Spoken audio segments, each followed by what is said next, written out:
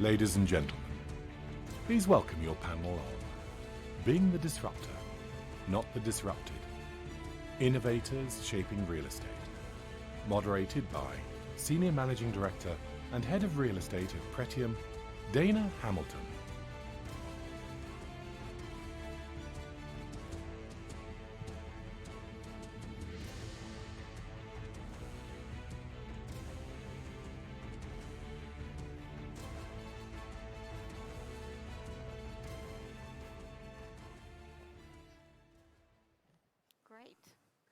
Well, good morning, everyone. My name is Dana Hamilton, and I have the pleasure of hosting this panel today. And I want to start out, actually, the panel itself was the brainchild of Joe Sitz, who's one of our panelists today. And whereas the title, I'm hearing myself in a terrible echo. Does it sound okay? No. All right. In any case, so Joe, if you would kick us off in terms of your view of disruption, that it's not just limited to technology, but rather disruption is something that business leaders, not just in real estate, but that all of us face broadly. Okay, great. Good morning, everybody. Welcome to Milken's early lineup. In terms of the topic today, disruptor not being disrupted, I think it revolves around change and the speed of change in the world today, and that was the original vision for today's topic. I think of Andy Grove's book, the title for it, and the name of the book is called Only the Paranoid Survive. And that's probably the best words to describe the need in terms of CEOs, investors globally in the world today to be able to be reactionary and reactionary as quick as necessary for the speed of change that's happening. Today, change and disruption is happening and coming from everywhere. It's coming from technology, global politics, local politics, and of course, a changing millennial appetite for what they want, what they like, and what they want to be a part of. The good news is, for those looking for opportunity, if your eyes are open, they're more open than they probably have been in years and years. One of the things I often say when I lecture at a lot of the universities in the United States is that a new deck of cards is being given out, I used to say, every single month. And with that new deck of cards comes a new window of opportunity, and young people, mostly being as close to the pulse of newness and what's going on, have the greatest opportunity to leverage it. Now my saying is there's a new deck of cards being given out each and every single day. What does that mean on the other side? On the other side, for those that have established business, have established portfolios, it's more important than ever to make sure that you're not the disrupted and that you are the disruptor. And that's the topic for this morning's session. Great, thank you for doing my job. I appreciate that.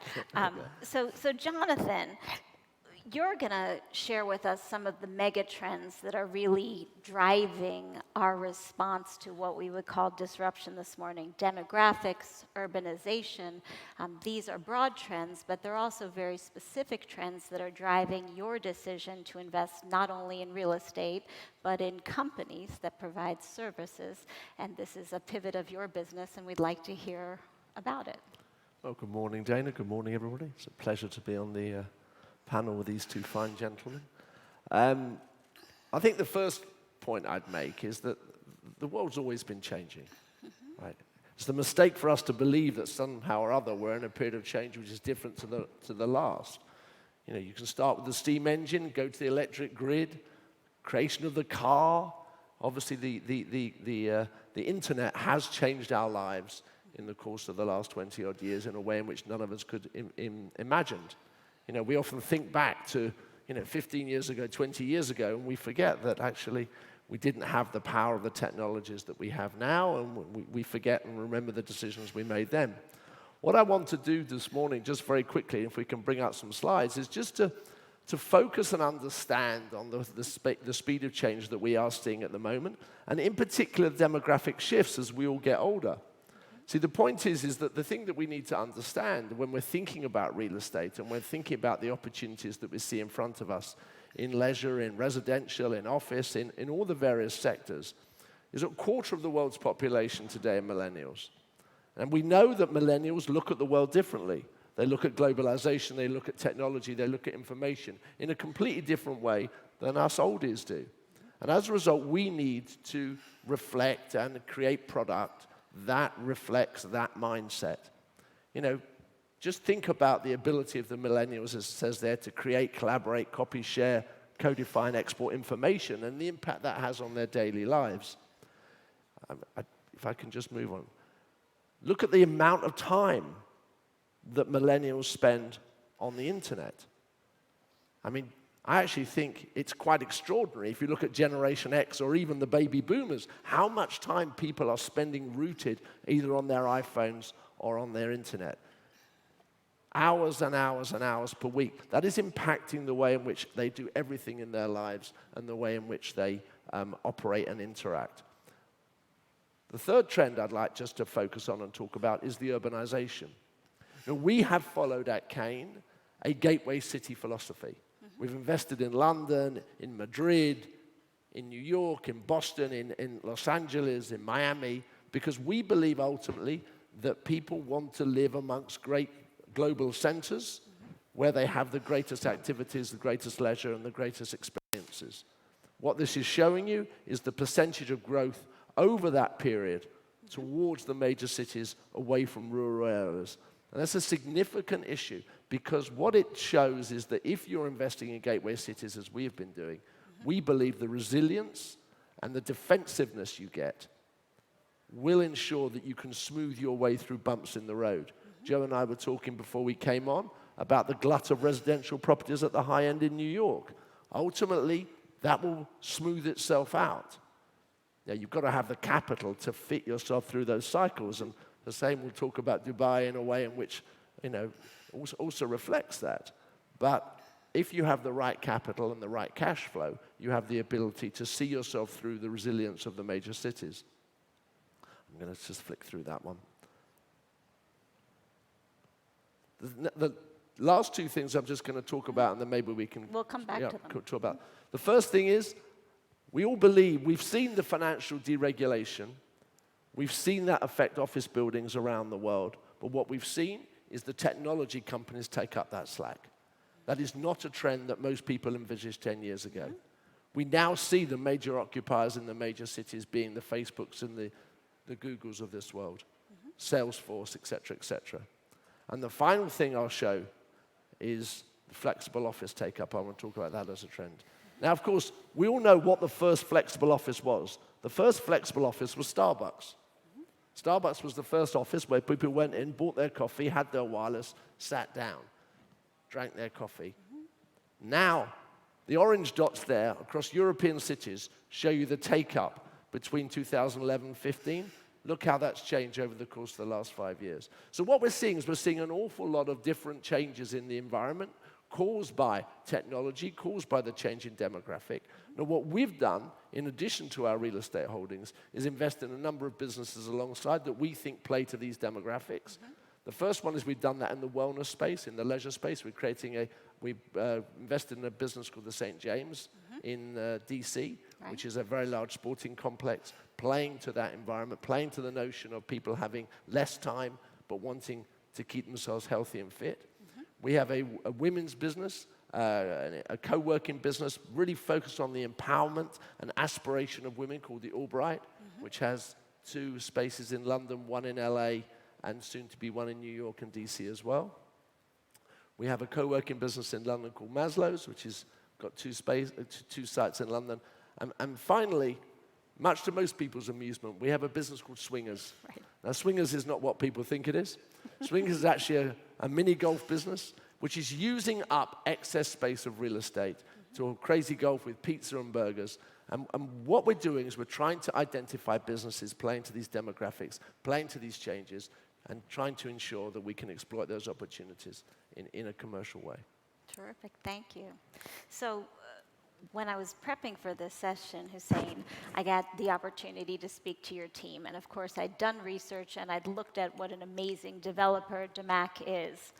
But when I spoke to your team, what they spoke about were data lakes and analysis and technology, and really a transformational exercise that your organization is going through with respect to data. And I would love it if you would share with the audience what it is that you're doing.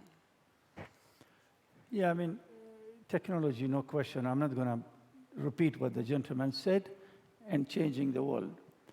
But I have a little different views on the property market. It is, yes, impacting property market and property companies tremendously, especially in the back of the house, especially on customer acquisition in relation with the customers. So like, we've been going very digital. I remember 4 years ago, we used to spend our budget entirely on the newspaper and TV. You know, last year, newspaper got less than 1%. By force, the management forced me to spend few $100,000 or dirhams in Saudi Arabia. They said the press. Mm-hmm. But literally less than 1% we spend on the press in the entire world. Mm-hmm. 90% of the money went to digital.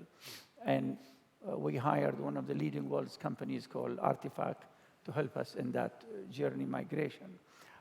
On the customer relation, we're moving very fast, and we're adopting a lot of new technology where hopefully in a year from today, our customers don't need to come to our office after he bought from us. Mm-hmm. He can interact on the technology platform and do all the dealings.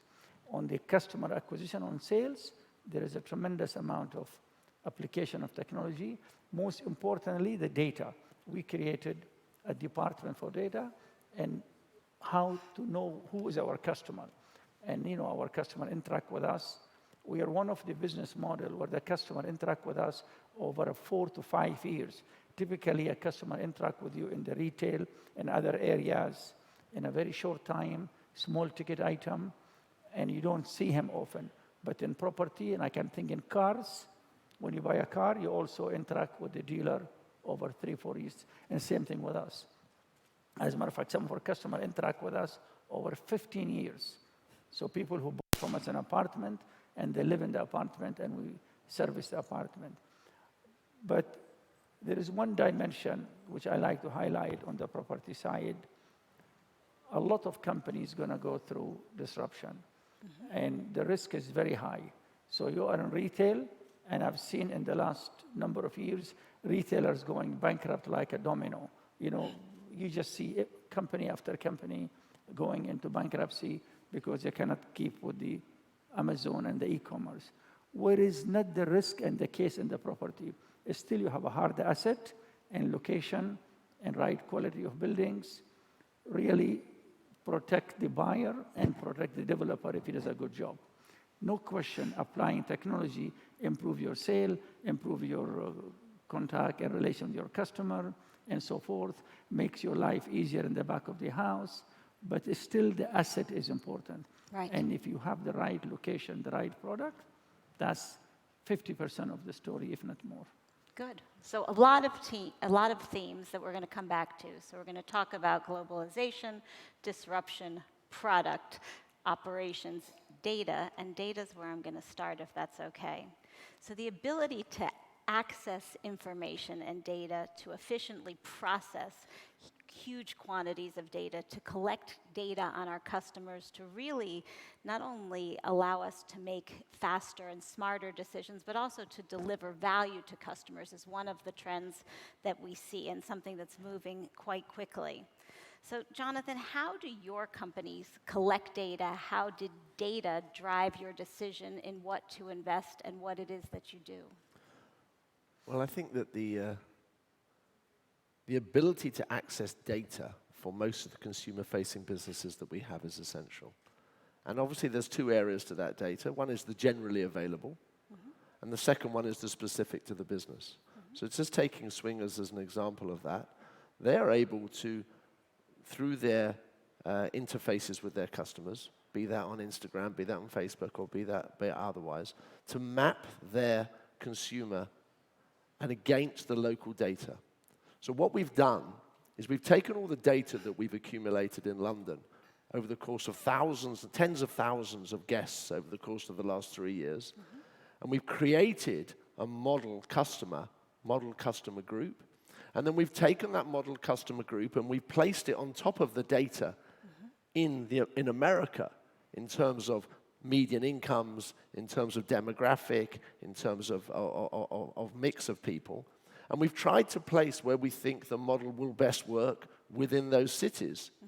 Interestingly enough, the first one it showed was DC, and that's where we're opening later this year at DuPont Circle.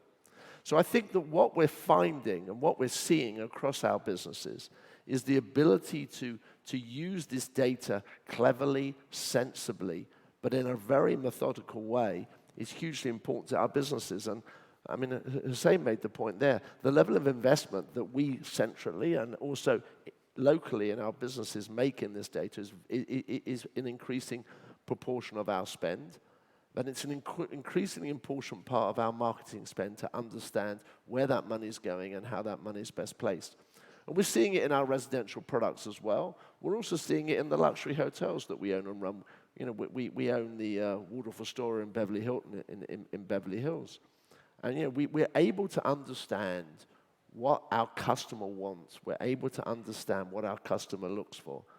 And it is extraordinary across all hospitality chains. We recently opened a restaurant in Courchevel in the ski resort that we own. And to watch their use of data as well is fascinating. To understand their customer, to understand that when we're phoning up to restaurants these days, restaurants are able, through the data, to pick and choose who they want in their restaurants because they know who's going to spend money because they've seen your prior track record. The more you get to know your customer, the more you get to know how they spend their money, where they spend their money, then the better chances you have of success in business. And I think that is something which real estate as an industry has probably been slow in understanding, but I think we're catching up very fast and understanding that we have to invest in these areas or we will suffer otherwise. Please. First of all, it was interesting hearing just Jonathan and all the analytics. And, you know, a number of years ago, you would not have seen CEOs be as conscious and as curious to change. Beforehand, the CEO was the ones lecturing the young folks on why things never change in terms of basic disciplines, which, relatively speaking, basic disciplines don't. But my personal thing is about being also a qualitative student of life in everything and everywhere you go. I find the best opportunity for information is just being out there. All the folks sitting here in this room, you know, as I've been watching, as we started the presentation and just the room getting more and more and more filled up as compared to what they told us was the expected quantity of people, shows that thirst for knowledge as well as that concern for disruption. And in myself, it's meetings. You know, I think of some of the greatest disruptors to the real estate industry today. And how many of them were people that just were young folks that asked me for an appointment. They had a valuation of $4 million or $6 million or $8 million, and I took the time to give them a meeting. It was Park Jockey. I don't know if anybody's ever heard of them, but they're transforming parking lots. They're doing cloud kitchens, battery charging, preparing for driverless car storage, and a business that when they came through my doors only 2 years ago had 5 locations, and now they've got almost 1,000. Another business called Common, a co-living business. Young fella comes through my office about 4 years ago and says he's about to raise $5 million or $6 million, and I did participate in some of them, a lot of them I missed. And you look at Common today and co-living, back then he was trying to sell me only 3 years ago that people will be willing to live together. Now building thousands and thousands of units. And then another young kid comes to my office, 23 years old, just graduated from Montreal, business called Saunder, SLT, short-term living. He says he's going to transform hospitality and homestays for people to think of home life living for hospitalities. And now again, between the pipeline and what's open, thousands of units. And then Travis Kalanick and his team, obviously, with Cloud Kitchen. So first and foremost, I think it's being a student that's open-minded, not just in the more intellectual, cerebral environments, but it's touching people and listening to people. And then, of course, constantly reading and being conscious of the periodicals and what's happening in the world. But last but certainly not least is just being out there. I know it sounds a little bit crazy, but just being in the places where things are happening is not just fun for you, it's also a knowledge center. And for me, it's an opportunity, whether it's 8 o'clock at night or whether it's 2, 3 o'clock in the morning, to be in the right place and time. Sometimes it might be the right restaurant, sometimes it might be the right club, but where those clubs are based and where their people are living, where they want to move and go, are all opportunities that are right in front of us. And you've got to be open-minded and be willing to take in that qualitative and quantitative knowledge that's coming to you. So Joe, how do you build that culture within your company, that data-centric culture, that innovative culture, that culture that drives disruption? This is how you learn about it from the outside, but how do you drive it internally? I think it all starts at the top. Like I said, part of the problems with so many of the businesses that were the disruptee, we'll just say, is that folks at the top, while being really bright, well-educated folks, were more staid in their ways and less willing to be open-minded. And I think that starts at the top of an organization. I think of Apple computers and the transformation, just because a guy named Steve Jobs walked in the door and decided to take over the ship at that company. And relates to one of my philosophies: don't pick the horses, pick the jockeys. Recently I saw Austin Martin being taken at a leadership role by somebody I'm familiar with that had success at Tommy Hilfiger and Michael Kors with a brand. But if you think, let's say in the example, I'll use one, Kraft Foods, KHC, company that has Warren Buffett and the 3G guys, two of the smartest guys out there as investors in that business. Between themselves and the general investors there, I think in the last 18 months, they must have lost $60 to $70 billion. Literally, $60 to $70 billion in value wiped out. What's one of the major reasons it got wiped out is they're sellers of meat, a lot of it, candidly, not healthy meats. Salamis, hot dogs, et cetera, et cetera. Candidly, while I'm sure he was a very, very bright guy, someone sitting at the top was just focused on cutting costs, as opposed to being out there, being in restaurants, or just turning to their kids and saying, "Hi kids, where are you eating today? Where are you going? What do you like?" And I think if they would have done that, they would have noticed, "Hey Dad, there's this new salad place called Sweet Green. It's amazing. All my kids, my friends go. It was started by one of my friend's brothers, cousins at Georgetown University. It's eating up the world." Or, "Hey Dad, did you try this new thing called Beyond Meats or Impossible Burger? I don't know if you know it, but everybody's starting to go with meatless burgers." And I think that if somebody at the top of that business was more conscious of that and the potential disruption, they might have reacted a lot sooner and or invested in this disruptee. I'll never forget somebody who was in the dairy business that I was friendly with a number of years ago. And myself, we were talking about dairy product. This guy makes milk, so I'm talking about cereal. So he goes, "Yeah, your age, you folks like you don't have cereal." I said, "You're going to laugh at me, but I actually do once in a while have cereal." But he'd say, "Well, that's good for us." I said to him, "Not really. I have my cereal with almond milk." And the guy was like, "Yeah, almond milk, it's a passing fad. You're eating almond milk today, it'll be coconut milk tomorrow, and then you'll be back to dairy milk." You know what? What's dairy sales? What's milk sales down in the United States of America today? Probably down 70%, 70+%. And again, I think of the guy who was the CEO that I was across the table from, running one of the largest dairy distribution companies in the United States of America. And here I'm giving him the hint that maybe he should start distributing milk, almond milk-based product instead of traditional milk-based product, and he's poo-pooing me. So the long-winded answer to your question is, it starts at the top and filters down through the organization. And all of us as CEOs especially, but at all levels, mid-level and up, you have the power of of communication, whether it's through WhatsApp, email, to get wide distribution throughout your company so that if you've got an idea or an article, sending Put it. it out there. And I'd say I'm sending, Jessica, what is it, at least 10 to 20 articles on a low volume day throughout the hundreds of executives that we have in offices around the Western world. So usually my prop is my cell phone, and I hold it up and I say that on a pound per pound basis and on a dollar per dollar basis, this is the most, the highest level of computing, the highest level of data, the most powerful thing that I own.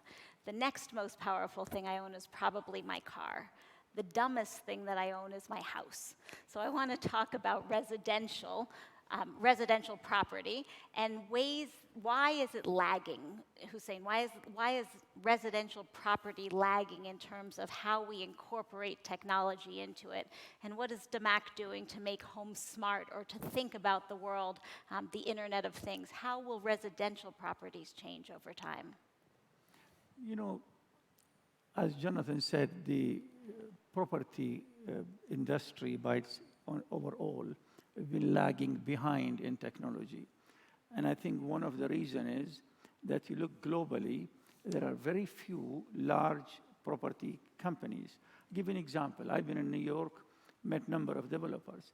Apart from maybe 2 or 3 big developers like Related, some of the biggest names, they do one building every 3-4 years. Or, you know, so the volume is not there for them to invest heavily in technology. You know, you look at London, there is one big company called Berkeley Homes in the property. Then you have a lot of fragmented small companies in the residential, I'm talking field, okay? And if somebody is doing 300, 500 apartments a year, he can't afford. Technology is not cheap, as you appreciate. So that's one of the reasons. The second reason, I still think, I mean, I'm staying today in a hotel next door, checked in last night. It's very high technology, you know, rooms. But I was struggling to operate that. Right. You know, you put a gadget and light goes on here and goes off there, and you know, and so it is not yet friendly usable. I mean, so also it's a matter of cost. We're doing a tower in London, and we're applying maximum technology because we're selling a square feet around 1,600 pounds, you know, the residential.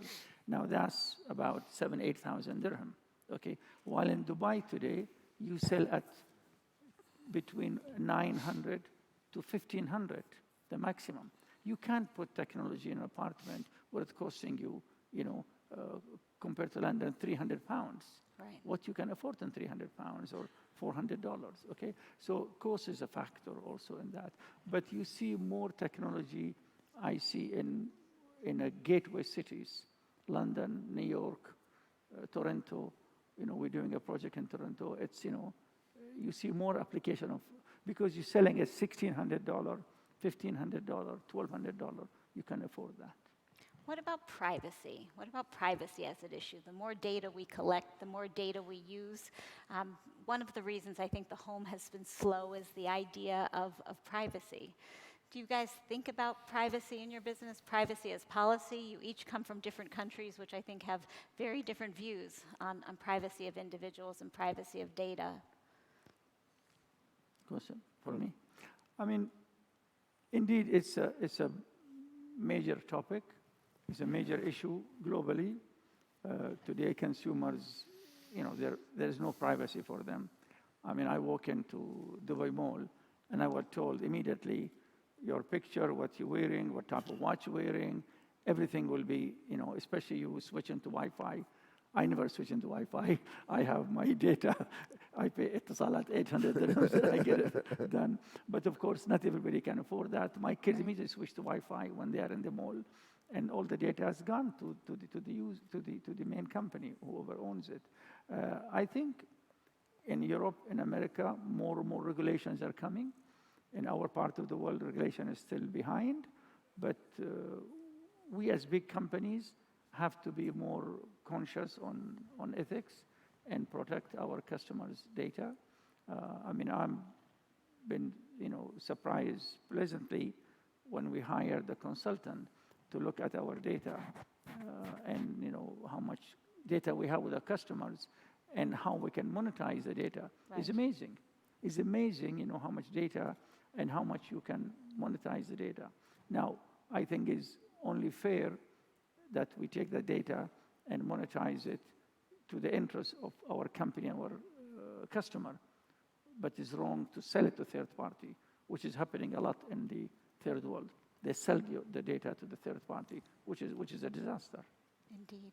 Any follow-on comments on that? If not, we'll move to product. No, I just think that I don't think any of us understand or realize the extent to which our digital footprint follows us around and in which that footprint is exploited by others. And I do think it's a big issue globally. It has been, it's a recurring theme. I think if you analyzed, Hussein made the point about the amount of money that can be made from our digital footprint. And I think that ultimately, over the course of the next 3 to 5 years, regulation in the US and in Europe will clamp down on that abuse, which I think occurs by some of the major companies. But that's probably off topic for today. Okay. Well, let's go back to physical product, because one of the things about real estate, there are lots of things they can disrupt, but I don't imagine a situation where physical product goes completely away. People might choose to rent it rather than to own it or to be in it for shorter periods of time, but we are in the business of physical products. So, Jonathan, location, it still matters, but the experience is critical. Tell us about how you reimagine or reinvent prime locations such as the Crown Building or any other example that you choose, and I'm going to want you to do the same. Yeah, well, I think that the most important thing is that notwithstanding technology, notwithstanding all the advances, the physical experience of people being together in gatherings like this and on a day-to-day basis can never be replaced. Mm-hmm. All the technology that one has cannot replace the interactions of human beings in the right spaces. And I think the other point is that before I come on and talk about a specific example, is that we are time poor, and yet we have perhaps a level more materiality than as a generality than we had previously. And therefore we need to create experiences which people can enjoy themselves within that opportunity that they have in their lives. I mean, the greatest example that we have within our business is in Beverly Hills. Mm-hmm. So we own with our partner as I've said, the Waldorf Astoria in the Beverly Hilton, and we bought the next door land from Wanda, from the Chinese company about 18 months ago. And we're in the process of a most fascinating envisioning process of 1 million square feet in the heart of Beverly Hills. Mm-hmm. And that gives us an opportunity to look forward, to bring in technology, to look at all the opportunities of wellness and enjoyment for individuals that people have. And we've been working with the Global Architects, Foster and Partners in bringing together a scheme which we're working together with the City Council to ensure that we create an opportunity and a space which is world-leading. And that is a hugely enjoyable experience, but it's very, very, very difficult as well. And let me just give you 2 examples of that, okay? The first point is that the local regulations within planning are years behind where product actually needs to be at the moment.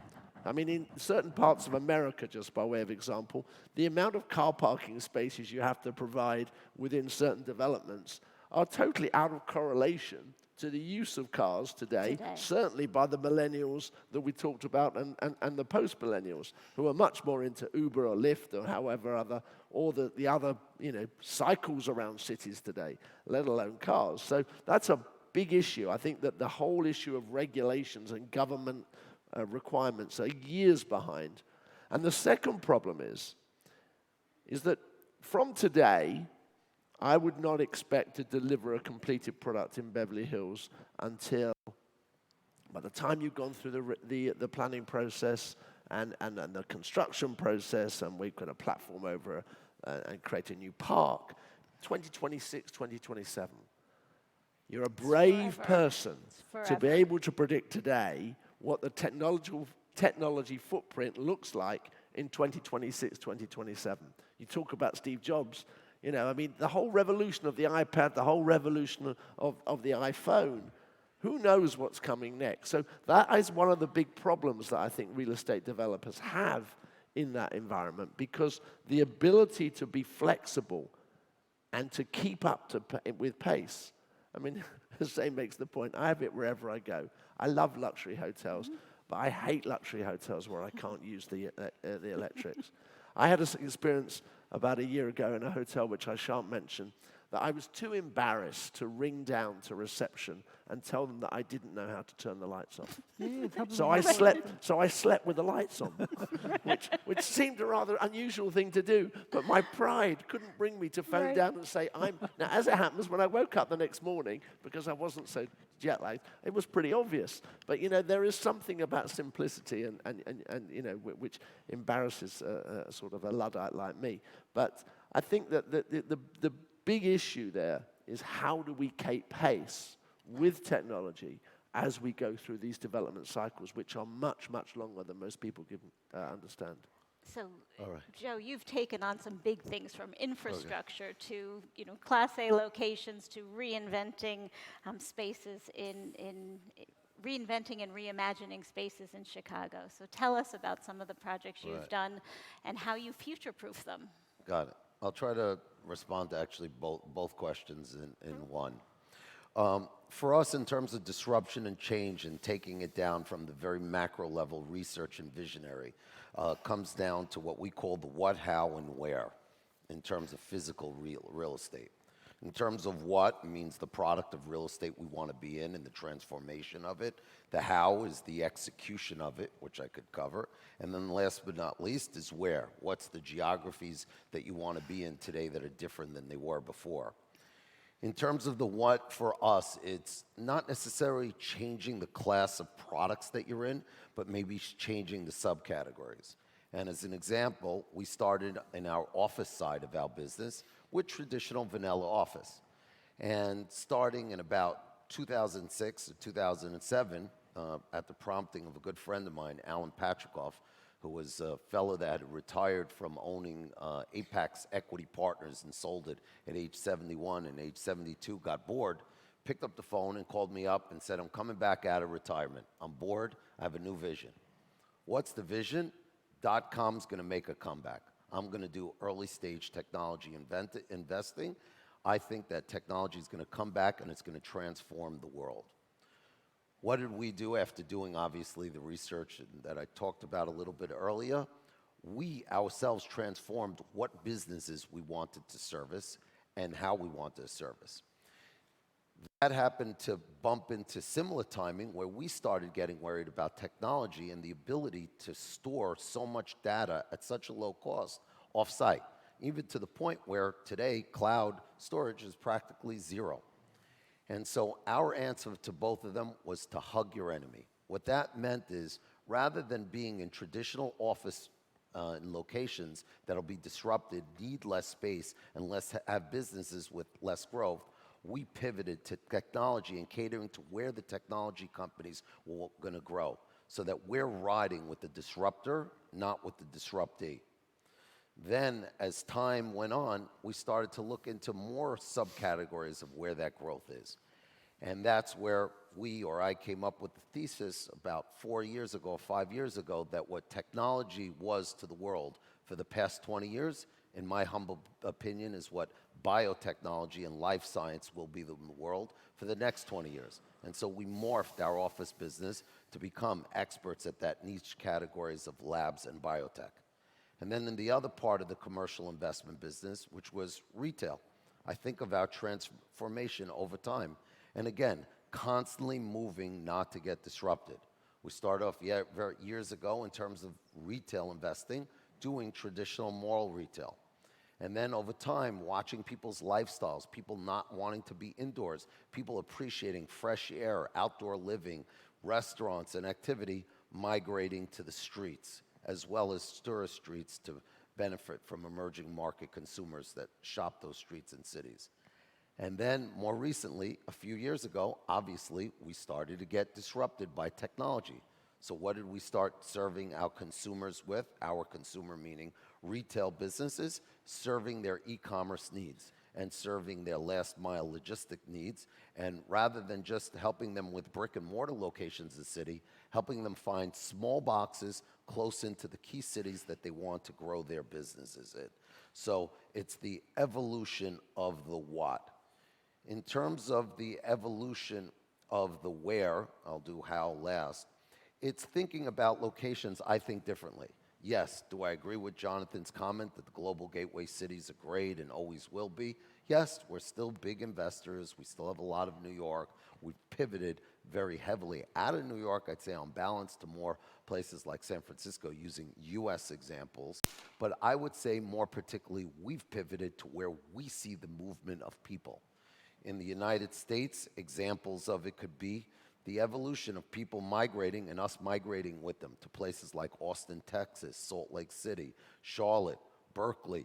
People wanting to be in either places with knowledge centers, good taxes, better quality of life, better weather, etc. And then examples here in Europe could be some of the recent explosion in Lisbon and Barcelona and Lyon and cities like that, where you're starting to see the creative sect happening. And then some mid-level cities like in Amsterdam. We're following business. Business is following people. So all of that, yes, is a result of disruption and disruption in geographies of where we should invest and where we want to invest.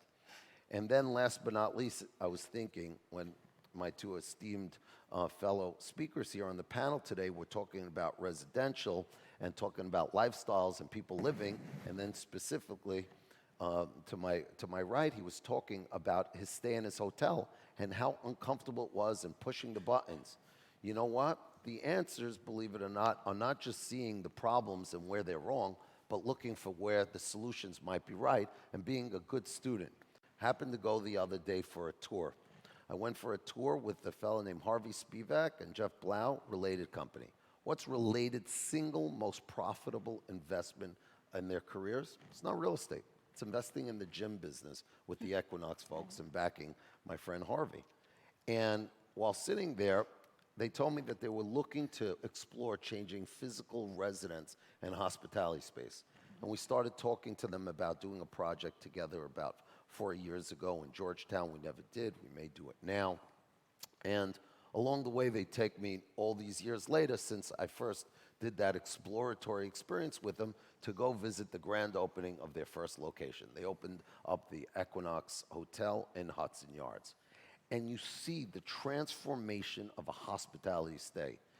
They're chasing, the same way you see the change in lifestyle of how we're dressing, Lululemon eating up the world, casualization in the office, and as opposed to how the more staunch traditional dressers wearing out ties, is the transformations that's happening in every category in business. And I think the Equinox Hotel, experiential, spa, about sleep, your bed, your yoga mats, your yogi food, a piece of coal put into every bottle of water before they serve you the water. I mean, the level of detail. But at the end of the day, it's all revolving about being reactionary and conscious and using all the forces of disruption, the changes in geography, the changes in lifestyle, the changes in taste, and the changes in technology. And that's using an example that's not self-serving to me in any way, but just my respect and as a student of life, watching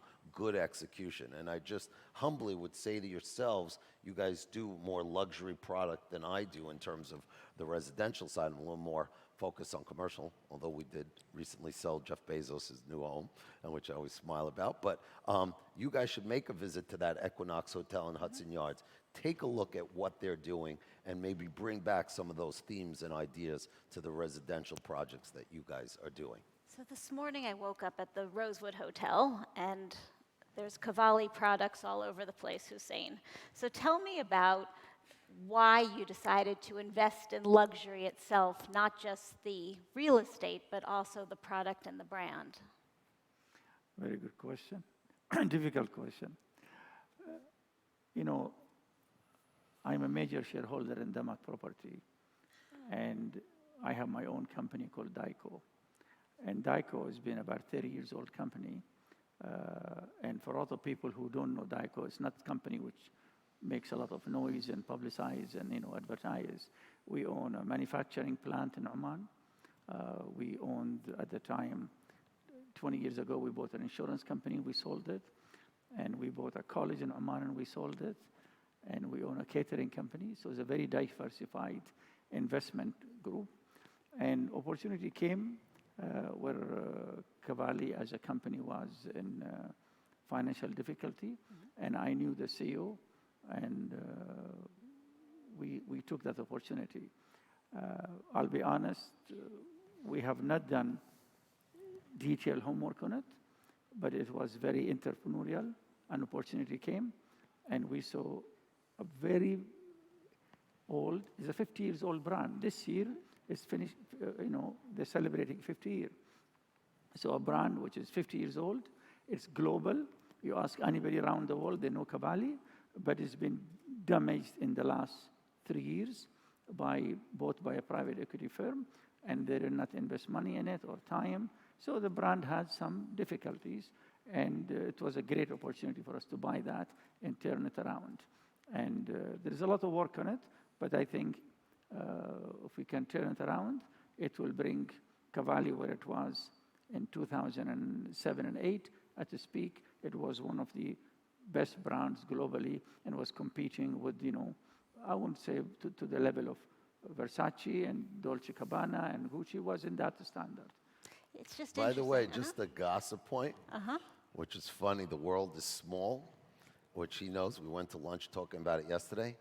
My group was the stalking horse that spent the millions of dollars and actually signed the contract to buy Cavalli when he heard about it 4 days beforehand, came riding in and outbid us to actually take it. So it's funny how small the world is. Yeah, it is coincidence. I went to Milan just for holiday with the kids last April. It was Easter. So my kids said, where are we going to go? So we're going to go to Milan 3 days, Paris 3 days. I landed in Milan. The Cavalli CEO, I know him because we done some branding with him. And I had a coffee with him. And he literally told me, we sold the company. I said, you sold it to whom? It's an American company. I can't tell you. How much price? He gave me an indication. So it looks very attractive. I said, can we have a room? He says, no, 6 months, we done the deal, agreement almost final stage, money in the escrow sitting. It was Friday, he said, we're closing on Wednesday. I was very persistent, and I sent my CFO, and the lawyers and banker told us, you have 0 chances, but you can put a bid. And sometimes it's luck. Luck and of smart time together is is a great combination. But it is interesting. We just had a large consortium of retail property owners in the U.S. buy, Forever 21, which is a large brand. You talked about Equinox being the best investment of a tremendous real estate company. You're investing in service companies.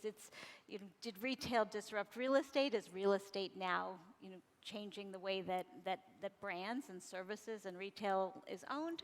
It's something to watch, yeah. Yeah, I think there's a dramatic change. We're active in the Forever 21 process, so I won't talk too much about the detail of it, but I will just say is that brands of retail are being thought of differently. They're thinking about more virtual things that have value from a licensing perspective, licensing from a brand and manufacturing perspective, and value from an e-commerce perspective. You recently saw the sale of Barney's. While it's very, very sad to have seen Barney's as a business to have closed down in totality, but Barney's still lives through a license in a department store. It lives through an e-commerce business, and we're actually operators or owners of brands where we operate brands, but we operate it like real estate. And so recently we're involved with a transaction, something called Hurley, which is the surfwear company from Nike and Brookstone, et cetera, all transformative situations where companies went bankrupt, but then transformed themselves to a greater life as a physical brand. So again, it's an example. World is getting disrupted, world is changing, but if you're good at dealing with those changes, if you're cognizant of those changes, it's also creating new opportunities to benefit from. Now, I think Joe makes an important point, and I think the interesting issue is that this licensing of brands and sticking in real estate is a common theme. And I think we're seeing it in Miami a lot.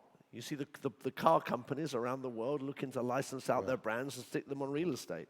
I got an email recently from Lamborghini asking me whether I'd be interested to see whether or not there are, products that we could find that. Now, of course, you have to Will you be driving the car as well? They didn't offer me one yet, but you have to mix. You have to match your demographic with the product. I think we're seeing that in hotels. We're seeing that in residential. We're just bringing Oberoi into London for the first time. So Oberoi, the world-famous Indian group, have never been into London. We've creating a serviced apartment business with them in London. So I think it's an opportunity to match these brands with the right product and the right demographic, because the power of the brand is huge, and I think we as real estate people understand that and are looking for opportunities to exploit that. But the key, by the way, I'd just say, is just the management of that brand. People think brand is such an easy game. You really have to understand how to operate. We're ex-merchants. I used to have 600 retail stores of my own in a younger day. But you've got to be conscious of that, and just sometimes the panache or the exclusivity. I think the other day I was by a friend's house in Saudi, a fellow Abdul Aziz, and he took out this rare special, cigar that was made and packaged, etc. And, I think it was half of it was the packaging on it, the brand side of it, that made me, by the time it hit my mouth, it was fabulous. But I'm sure either way, mentally, I was convinced that it was going to be a fabulous experience. So brands are touching everything, including our business of real estate. It was one of the things that was most noticeable, the increase in brands and what it is that each of you are doing. Some of the, betting on luxury as something that maybe creates some insulating factor, as well as gateway cities. So there are a number of things that we didn't touch on. It could be a very, very long conversation, but I would just ask you, there are different types of disruptors in the world, so you each get a 20-second answer on this. There are those, they're the white elephants, right? So these are the things that stand in plain sight. They're risks that are difficult to address. Brexit is one that you live with daily. The gray rhinos are those mega trends that you spoke about before. How do we address those things that we know are there? Sometimes we ignore them because they're hard and we don't feel that urgency. And then, of course, there are the black swans that we're dealing with today. Perhaps the coronavirus is one of them. We hope not. What do you think about? What are you focused on for the next thing? Well, the next risk? Yeah. Well, what do you worry about? Well, if I knew that, I'd tell everybody and I'd sell it. But I think that the reality is that we live in a world in which you never know what's going to happen tomorrow. Mm-hmm. I was with someone over the New Year, and he was so excited about 2020. Boris Johnson had just won the election. Everything was looking great for Britain. And the next morning we woke up, and whether right or wrong, I'm not making a comment geopolitically, America had decided to carry out an action against one of the leaders of Iran. So there are always going to be these situations that occur which disrupt. The coronavirus is a significant threat, that seems to me, at this point in time, because of the impact it could have upon China and its trading relationships with the rest of the world. I just read the English newspaper this morning to hear that British Airways have cancelled all their flights between London, Shanghai, and Beijing up until at least April. Wow. So I think if you multiply these effects over a period of time, we have to be always ready for these risks. We never know where the black swans are coming from, but they're always going to be there. So I think the point, I made this point at the beginning, but I'll make it again. You have to match your real estate funding to the potential duration of the realization of that cash, because you always have to assume the worst. You cannot assume the best. And if you assume the best, or if the best occurs, then you'll enjoy it, and the best takes care of itself. What we have to do as business people, all of us, is ensure that we are protected against that downside, that we have sources of capital, sources of funding, and partners and colleagues who understand that the job is to look after the bad news. And the most important thing, I would say, in a company and in a culture of a company is to ensure that no one is scared to tell you the bad news. You have to have and create a culture within a company whereby bad news comes to you fast. I'd rather hear bad news than good news. I think that I look at it, I've got 4 children, I'm blessed. I'm only ever as happy as my least happy child in life. And I think that's the same as my investment philosophy. I'm only ever as happy as the worst performing asset within my portfolio. And trust me, we all have bad assets within our portfolio because that's life. Because if we were geniuses, we wouldn't be sitting here. We'd be happily sitting on a desert island because we wouldn't need to work again. So I think that's what I think we need to do. We have to focus on ensuring that we match those assets and liabilities, and we make sure that we have environments to ensure that we know what's going on and that there is a freedom, a free flow of information. Perfect. I think that's a wonderful wrap-up. And thank you very much for your time today. I hope that the audience enjoyed what you had to say. Certainly I did. Thank you. Thank you.